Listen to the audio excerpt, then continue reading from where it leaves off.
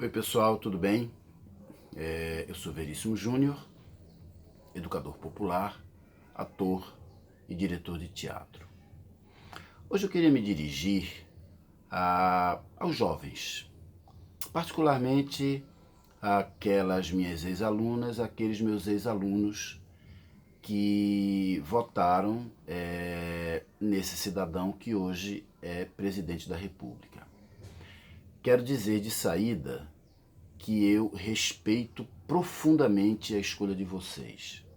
E não é da boca para fora. Sabe por que é que eu respeito? Porque eu acho que esperança, e foi com muita esperança que vocês votaram nesse cidadão, esperança, muitas vezes, é o único patrimônio que pobre tem. Rico tem um monte de patrimônios. Um monte de patrimônios. Tem terras, tem não sei quantos apartamentos, não sei quantos carros na garagem, não sei quantas aplicações em fundos, enfim. Pobre, muitas vezes, só tem como patrimônio a esperança. E com isso não se brinca. Disso não se desdenha. Isso não se desrespeita. Acontece, porém, que a esperança algumas vezes se deforma e vira ilusão. E é papel de um amigo avisar para o outro quando ele está iludido. Porque amigo que é amigo não diz para a gente apenas aquilo que a gente quer ouvir, mas às vezes aquilo que a gente precisa ouvir. Eu não vou deixar um amigo iludido, achando que é um pássaro, subir num prédio de 50 andares e pular lá de cima achando que vai sair voando. Não vou deixar. Vou me agarrar com ele, ele vai ficar com raiva de mim, vai me estapear, mas eu não vou deixar. Então, eu estou aqui como amigo para debater algumas ideias de maneira respeitosa. Pelo que eu pude ver, eu notei que a opção, principalmente dos mais jovens, dessas minhas ex-alunas, desses meus ex-alunos, por esse cidadão, deveu-se a três coisas. A primeira foi a identificação com o jeito dele. E acho isso absolutamente legítimo. Acho isso absolutamente legítimo. A gente quer ver no poder alguém que não seja daquele Olimpo, né, daquele que faça parte daqueles sujeitos intocáveis, que não são como a gente. Então, o sujeito aparece, parecendo aquele colega valentão da porta da escola, que fica zoando, insultando, provocando os caidinhos, né? Assim que a galera fala na escola, né? Insultando os caidinhos. A gente vê naquele cara aquele tio engraçadão que vem visitar a gente de vez em quando e que solta pum na sala e fala em propriedades na mesa e faz a criançada morrer de rir.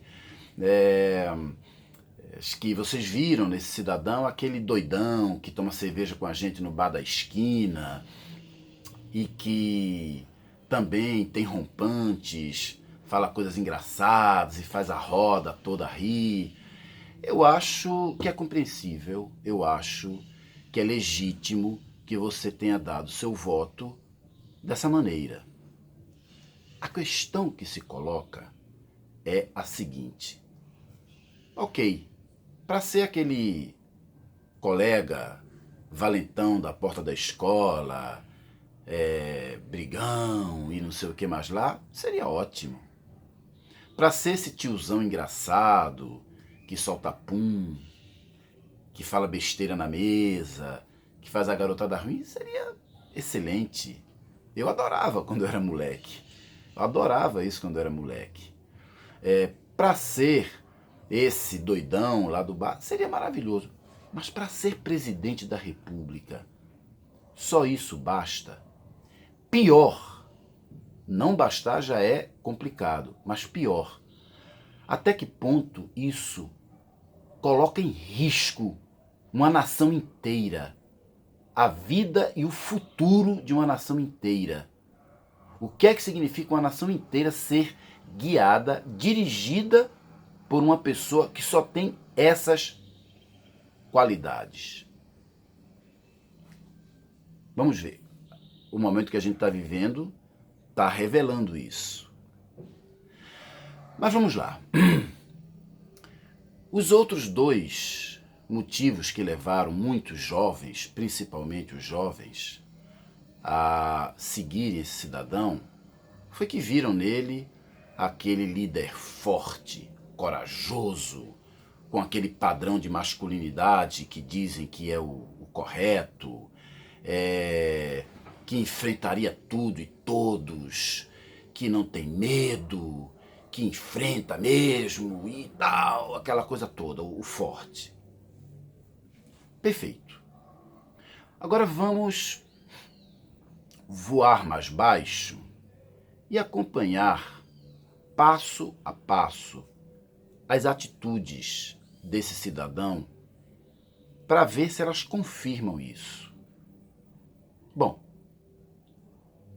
o que eu posso ver é que as atitudes dele vão na direção exatamente oposta, vão na direção de um sujeito fraco, extremamente fraco, inseguro,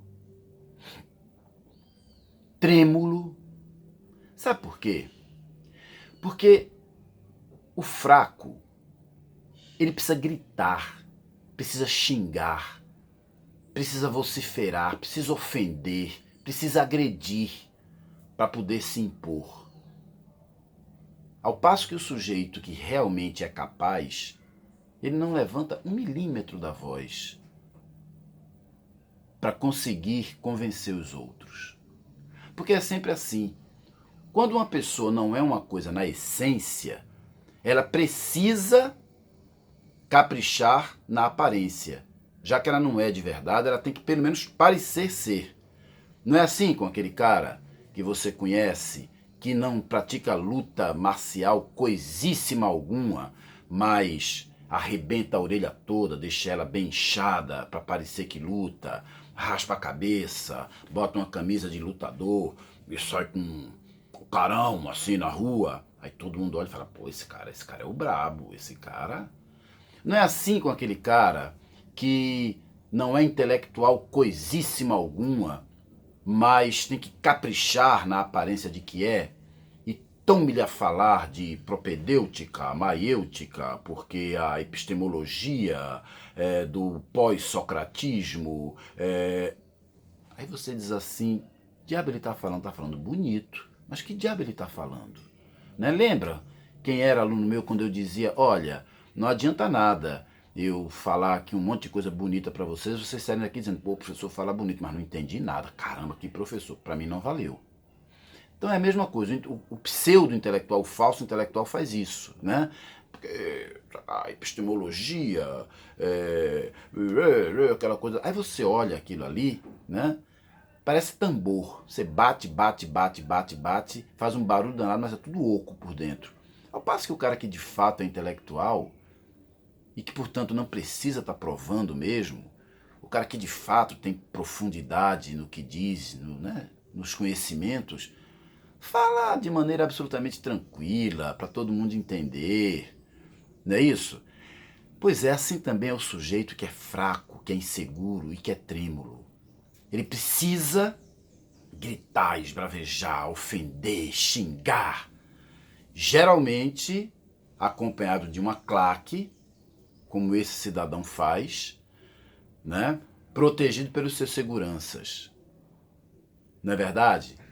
É uma atitude típica também do fraco, do frágil, fugir dos confrontos diretos. Por exemplo, recusando-se a dar entrevistas coletivas. Por exemplo, não indo para debates. Ah, mas ele estava doente, ele foi esfaqueado. Ok, poucos meses depois estava levantando uma taça enorme num campeonato que o Palmeiras ganhou. Mas tudo bem, vamos lá. Então, são atitudes típicas do sujeito que quer parecer forte, corajoso e etc e tal, mas é fraco, é inseguro, é trêmulo. Faz parte também dessa tentativa de parecer forte, rosnar para os fracos e miar para os fortes, lamber os de cima e cuspir nos de baixo. Por exemplo, o dito cidadão, que hoje está lá na cadeira de presidente da República, grita com mulheres, mandou a jornalista, a repórter da Folha de São Paulo, calar a boca de dedo em riste, chegou para uma deputada lá no Congresso Nacional e chamou de vagabunda, e foi para cima, e falou que não estuprava ela porque não queria, e etc, etc e tal. Quando chega diante de Trump, o grande chefe do império, nossa, é constrangedor. Parece meu aluno de 11, 12 anos de idade diante de Gabigol. Rasteja, fica deslumbrado. É constrangedor. Então é outra atitude típica do fraco, do inseguro, do tremo que quer mostrar força. Faz isso para os que são vulneráveis, mas rasteja diante dos poderosos. Outra atitude típica do sujeito fraco, do sujeito inseguro, do sujeito trêmulo, do sujeito inconsistente, do sujeito que não tem coluna vertebral para mantê-lo em pé, é a covardia. A covardia de usar as pessoas para seus projetos particulares, de usar os outros, usar as instituições para si. Sabe aquilo que o valentão de porta de escola faz? Quando manda o ingênuo na frente para fazer determinadas coisas e depois que o outro se estrepa, ele ou fica rindo ou tira o dele da reta, não tem nada a ver com isso. Por exemplo, quando ele assumiu a presidência da República, tinha como plano recriar a CPMF, que ele tinha ajudado a acabar em 2007 para poder inviabilizar o governo Lula. Queria recriar a CPMF. Só que é um imposto, né, extremamente mal visto, antipatizado pela população. E como, né, ele coloca o capital político dele acima de tudo e de qualquer coisa, ele não queria se arriscar falando isso. Então o que é que ele faz? Pega o Marcos Sintra, ex-chefe da Receita Federal, e manda na frente. Vai lá, fala que a gente está pensando em recriar a CPMF. O sujeito, obedecendo a ordem do chefe, foi lá e falou que a equipe econômica estava estudando a recriação da CPMF. Quando a grita foi geral, ele demite o cara e diz que não tem nada a ver com isso, que não autorizou ninguém a fazer isso. Né? É assim que age um fraco. É assim que age um sujeito inseguro. Outro exemplo. Ele precisa de um PIBzinho qualquer que salve o governo dele da derrocada final. Que salve, que preserve o governo dele e que preserve o projeto político e eleitoral dele. Ele precisa disso. Só que, para isso, ele usa quem? Eu, você, minha saúde, sua saúde, minha vida, sua vida. Vai trabalhar. Vai trabalhar, não tem perigo não. Não tem problema nenhum não. Isso quando não assume. Isso quando não assume com todas as letras. Ah, se tiver que morrer algumas pessoas, morre. É estatística. Mas morre, velho. É estatística. Paciência. Isso quando ele não fala abertamente isso. Então, eu acho que por isso e por muitas outras coisas, essa ideia do sujeito forte, corajoso e tudo mais, não se comprova. Não se comprova. Mas vamos pegar o outro motivo que fez muitos jovens, cheios daquele arrobo juvenil, absolutamente compreensível, trabalho com jovens, sei como é que é isso, apostarem nesse cara. É a ideia de que ele não é político. Ou de que ele não é um político tradicional. De que ele não é um político como outro qualquer. Que ele é independente. Vamos olhar de perto? Bom, eu não vou gastar muito tempo falando, porque isso a gente falou durante a campanha eleitoral, que como é que pode o cara que está há quase 30 anos na política dizer que não é político, que não é político tradicional. O cara que coloca todos os filhos dentro da política não é político tradicional. Mas isso a gente já falou. Você, e eu não estou com ironia, não estou recriminando, você não quis ouvir, às vezes acontece isso, a gente está num desejo tão enlouquecido, tão desesperado por esperança, numa necessidade tão desesperada de ter esperança, que a gente às vezes renuncia mesmo, conscientemente ao bom senso. Não quero ver. Não quero ver, não quero ver. Eu não aguento mais uma frustração na minha vida. Mas tudo bem. Vamos ver agora. Vamos ver agora.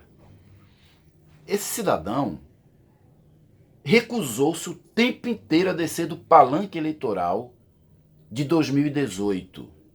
A eleição acabou, todo mundo foi seguir sua vida, mas ele não descia do palanque. Continuava na campanha eleitoral de 2018. E quando pensou em deixar o palanque de 2018, foi para botar o pé, para já começar a montar um outro palanque, o de 2022, antes do primeiro ano de governo. Esse sujeito coloca o projeto político e eleitoral dele acima de tudo e qualquer coisa. Esse sujeito que as pessoas dizem que não é um político como outro qualquer, vê disputa política, vê ameaça política, até num vírus. Em tudo ele vê disputa de poder, disputa política. Em tudo, todo tempo ele está querendo mostrar quem é que manda, está disputando. Inclusive num momento como esse, em que ele está mais preocupado com o desgaste eleitoral que ele vai ter, ou com o lucro político, com o ganho político que os adversários dele vão ter depois de passado tudo isso, do que em salvar as vidas, do que em liderar o país. Está mais preocupado com isso, somente isso. Somente com isso, ele só pensa naquilo, como se diz a história. Em preservar e viabilizar o projeto político eleitoral dele. É esse o cidadão que não é político? É isso mesmo? Então, assim, acho que esse outro argumento de que ele não é um político está mais do que provado que é feito biscoito de polvilho, né? Você aperta, se esfarofa. Mas tem mais um que eu esqueci de falar, que é o patriotismo. É um sujeito patriótico, Brasil, acima de tudo, pátria amada Brasil, e adora fazer, posar com a bandeira brasileira e etc e tal. Aí quando você vai olhar de perto, esse patriotismo não passa de um patriotismo de Copa do Mundo, aquele patriotismo de ocasião, aquele patriotismo de ocasião. Porque o sujeito coloca um país inteiro de joelhos, humilhado, como praticamente um protetorado do grande império norte-americano e diz que é patriota. O sujeito vai lá na Casa Branca e recebe do seu chefe as seguintes ordens: olha, eu quero que você libere a entrada de uma série de produtos norte-americanos no seu país sem barreira alfandegária. E ele baixa a cabeça, se curva e fala: sim, senhor, que mais?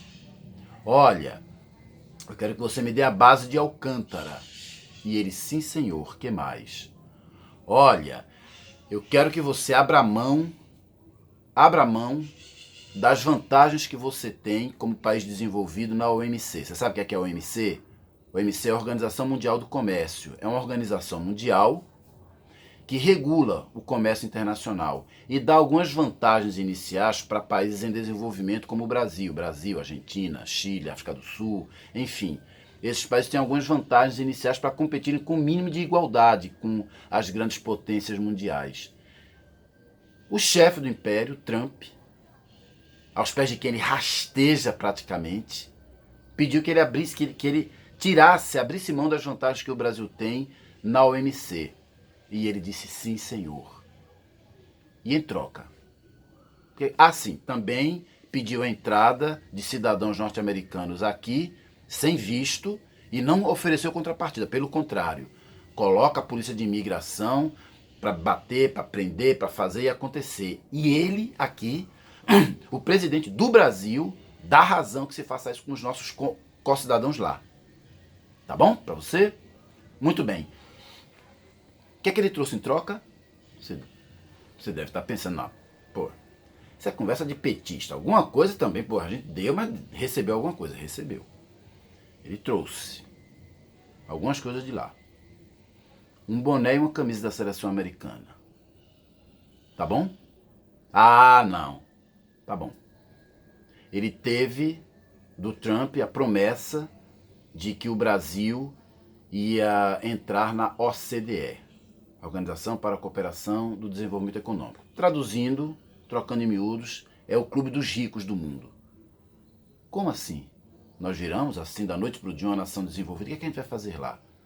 Olha, eu só posso acreditar que é para o digníssimo e os seus filhotes e a sua família poder frequentar as festas, tomar vinho caro, comer canapés. Porque para o Brasil isso não tem não traz nenhum benefício, absolutamente nada. Ah, não, eu vou convidar você também para participar das reuniões da OTAN. A OTAN é uma organização militar liderada pelos Estados Unidos que se chama Organização do Tratado do Atlântico Norte. O Brasil fica no Atlântico Sul e viveu muito bem sem isso até hoje. O que é que o Brasil vai fazer na OTAN? Só posso acreditar que é para o cidadão ter mais uma vez oportunidade de participar, de frequentar festas chiques e poder encontrar com o Trump e fazer aquela coisa ridícula de olhar e dizer I love you. Vergonha alheia, né? Então, onde é que está esse patriotismo? Você viu o que ele quis fazer lá no Oriente Médio? Transferir a embaixada brasileira de Tel Aviv para Jerusalém? Que interesse a gente tem nisso? Para que fazer isso? Além de agradar o Trump. Somente 2 países do mundo fizeram isso. Os próprios Estados Unidos, de Trump, porque até antes nem os Estados Unidos ousaram fazer isso. E a Guatemala. E agora ele quer porque quer fazer isso. Para quê? Por quê? Bom, motivos para a gente não fazer, motivos concretos, temos muito. Eu não vou nem falar dessa história de que o Brasil vai ser vítima de atentados terroristas, já que isso vai desagradar os países árabes. Eu vou falar de coisa muito mais concreta. Eu vou falar do enorme volume de exportação de aves, de carne de aves que a gente tem para lá, para os países árabes. São os maiores compradores desse tipo de carne da gente. É tão grande o volume que os frigoríficos aqui permitem que os sacerdotes da religião muçulmana venham aqui para ver como é o abate de carne, para ver se está dentro dos preceitos deles. Tão grande que é o volume. E os países árabes já sinalizaram, se fizerem isso, a gente boicota a carne de vocês. No entanto, o cidadão coloca o seu desejo, a sua necessidade de bajular o chefe acima dos interesses de tudo, do país, de tudo. Muitíssimo bem. Esse, agora que a gente desmontou, é isso que resta desse cidadão. Vamos conversar? Um beijo grande.